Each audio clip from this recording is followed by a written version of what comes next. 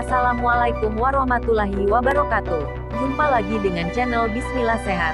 Kali ini kami akan membahas sedikit tentang penyakit varicella. Sempatkan 3 atau 4 menit menonton video yang kami sajikan. Jangan di-skip ya. Semoga ilmu pengetahuan tentang varicella yang kami sampaikan bermanfaat bagi Anda dan orang terdekat Anda. Varicella atau biasa disebut oleh masyarakat umum dengan sebutan cacar air adalah infeksi yang disebabkan oleh virus varicella zoster. Sebagian besar kasusnya terjadi pada anak-anak di bawah usia 12 tahun. Penyakit ini juga dapat terjadi pada orang dewasa yang belum pernah terinfeksi. Ketika dialami oleh orang dewasa, umumnya gejala dari cacar air akan lebih parah. Penyakit dapat dengan mudah menyebar dari satu orang ke orang lain. Jika sudah terkena, kekebalan tubuh akan mengenalinya, sehingga kamu tidak akan terinfeksi penyakit untuk kedua kalinya. Waspadai. Penanganan dibutuhkan ketika gejala justru memburuk seiring dengan berjalannya waktu. Varicella atau cacar air adalah penyakit yang ditandai dengan ruam gatal berisi air. Sebelum gejala lain berkembang, ruam biasanya menetap di tubuh pengidap selama 7-21 hari. Setelah 48 jam terinfeksi, pengidap sudah bisa menularkan kepada orang lain, bahkan sebelum gejala berupa ruam kulit muncul. Di fase awal sebelum munculnya ruam, gejala dari penyakit tersebut ditandai dengan demam, sakit kepala, kehilangan selera makan, nyeri otot, rasa lelah berlebihan, mual. Setelah 1-2 hari mengalami gejala tersebut, sejumlah ruam mulai muncul dan berkembang. Ruam tersebut mengalami 3 fase perkembangan, seperti muncul benjolan merah atau merah muda di seluruh tubuh. Benjolan tersebut kemudian berubah menjadi lepuhan berisi cairan. Ketika mulai sembuh, benjolan menjadi pecah, kering, dan berkerak. Dalam satu waktu, benjolan ruam di sekujur tubuh tidak selalu berada di fase perkembangan yang sama. Benjolan baru bisa saja terus muncul selama virus masih menginfeksi tubuh. Pengidap masih bisa menularkan pada orang lain hingga lepuhan di tubuhnya kering dan mengelupas dalam waktu 7-14 hari. Penyebab utama cacar air adalah infeksi virus varicella zoster. Virus tersebut dapat menyebar melalui kontak langsung dengan ruam. Selain itu, penularan virus varicella zoster juga dapat menyebar ketika seseorang dengan cacar air batuk atau bersin, dan terhirup oleh seseorang melalui droplet di udara.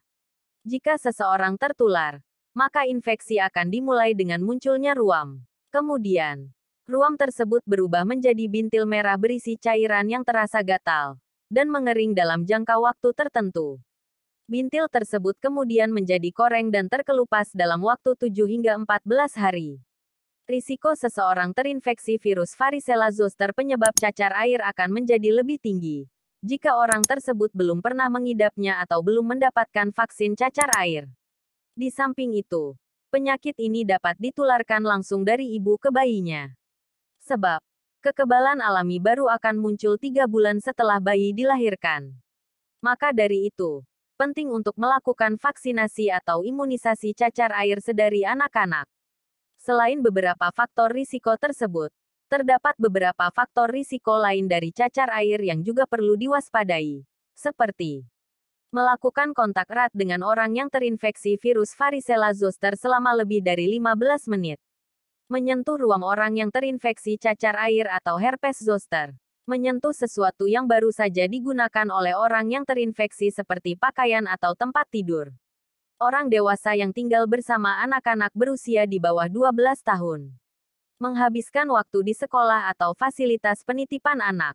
Sistem kekebalan yang rendah akibat penyakit atau obat-obatan. Dokter umumnya akan mendiagnosis cacar air berdasarkan karakteristik ruam yang muncul. Jika terdapat keraguan tentang diagnosis, maka dokter akan menjalani tes laboratorium, seperti tes darah atau kultur virus.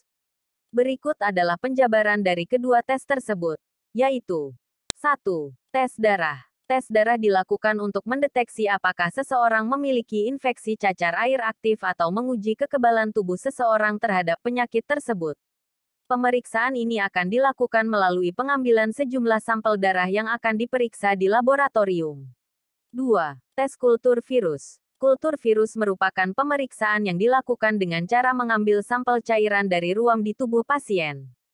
Sampel tersebut kemudian akan diteliti di laboratorium untuk mendeteksi keberadaan virus varicella. Sejauh ini pengobatan dilakukan untuk meredakan gejala yang dialami oleh pengidap. Dokter biasanya meresepkan obat penurun panas untuk meredakan demam atau obat-obatan antihistamin untuk meredakan rasa gatal pada kulit. Selain itu, berikut ini beberapa langkah perawatan rumahan yang dapat menunjang proses pengobatan. Konsumsi banyak cairan. Jika anak kurang suka air putih, ibu bisa memberikan jus atau es krim untuk mencegah dehidrasi. Pakaikan celana panjang, kaos tangan panjang, dan kaos kaki untuk mencegah anak menggaruk kulit. Memotong kuku anak agar tidak melukai lepuhan ruam. Menggunakan krim atau gel pendingin dari apotek. Mandi dengan air dingin untuk meredakan gatal. Menggunakan pakaian longgar dengan bahan yang lembut. Meski jarang terjadi, tapi cacar air dengan gejala yang serius juga dapat menimbulkan komplikasi pada beberapa kelompok rentan. Berikut adalah kelompok rentan tersebut. Antara lain, bayi yang baru lahir, remaja, orang dewasa, wanita hamil, orang dengan tubuh yang memiliki kemampuan yang lebih rendah untuk melawan kuman dan penyakit, sistem kekebalan yang melemah karena penyakit atau obat-obatan, seperti pengidap HIV. Pasien yang telah menjalani transplantasi. Seseorang yang sedang menjalani kemoterapi, mengonsumsi obat imusupresif, atau penggunaan steroid jangka panjang. Sementara itu, berikut adalah beberapa komplikasi yang dapat menyerang pengidap cacar air, yaitu infeksi bakteri pada kulit dan jaringan lunak pada anak-anak, termasuk infeksi Streptococcus grup A, infeksi paru-paru pneumonia, infeksi atau pembengkakan otak ensefalitis, ataksia cerebellar, masalah perdarahan komplikasi hemoragik, infeksi aliran darah sepsis, dehidrasi. Beberapa orang dengan komplikasi serius dari cacar air bisa menjadi sangat sakit sehingga mereka perlu dirawat di rumah sakit. Pada kasus yang sudah benar-benar parah atau pengidapnya belum pernah divaksin, cacar air juga dapat menyebabkan kematian. Pencegahan cacar air. Cacar air dapat dicegah dengan melakukan vaksinasi. Vaksinasi cacar air menjadi salah satu langkah preventif yang paling efektif. Jika terkena, gejala yang dialami tidak akan parah dan mencegah munculnya komplikasi yang bisa saja membahayakan kesehatan anak. Penularan penyakit tersebut terjadi sangat mudah dan cepat. Jika anak adalah pengidap, isolasi di rumah selama 1 minggu ke depan, terutama 1-2 hari sebelum kemunculan ruam. Jika anak berinteraksi dengan pengidap, periksakan diri ke dokter untuk mendapatkan perawatan yang dibutuhkan. Segeralah memeriksakan kondisi ke dokter bila dirimu atau si kecil mengalami sejumlah gejala darurat seperti berikut ini. Demam yang berlangsung lebih dari 4 hari. Gatal semakin parah dan tidak bereaksi terhadap pengobatan. Anak sulit dibangunkan dari tidur atau terbangun dalam keadaan bingung. Timbul belang kemerahan pada kulit, atau area kulit yang melunak. Timbul ruam merah berbintik seperti scarlet fever. Anak mengeluhkan kaku leher. Anak kesulitan berjalan. Anak kesulitan bernapas. Terjadi perdarahan pada bintil cacar. Mual dan muntah yang terjadi lebih dari 3 kali. Anak terlihat pucat kesakitan dan kelelahan. Anak tidak kunjung merasa baikan. Selain itu, pastikan untuk menghubungi dokter dalam 24 jam untuk mencari pertolongan medis. Apabila bintil tampak melunak dan mengeluarkan nanah. Bintil membesar. Salah satu kelenjar getah bening membesar dan melunak. Anak terkena cacar air, tetapi tidak pernah menerima vaksin cacar atau mengidap cacar sebelumnya. Penyakit cacar air sebaiknya tidak disepelekan, karena dapat membahayakan kesehatan secara keseluruhan. Terutama bagi orang dewasa dan anak-anak yang belum divaksin cacar air, hingga mereka yang memiliki kekebalan tubuh rendah. Terima kasih sudah menyimak info dari Bismillah Sehat. Tunggu info selanjutnya. Tentu dalam tema yang berbeda. Semoga bermanfaat bagi Anda dan keluarga.